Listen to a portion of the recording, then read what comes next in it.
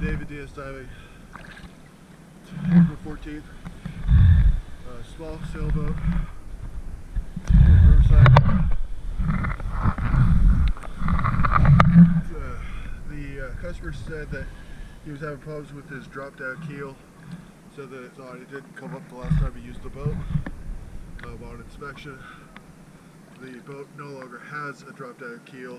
There is a hole under the boat where it looked like at low tide it dug down into the riverbed and then wiggled and broke off. You can see damage to where it used to be attached. I've looked around, felt down in the hole, can't find it anymore.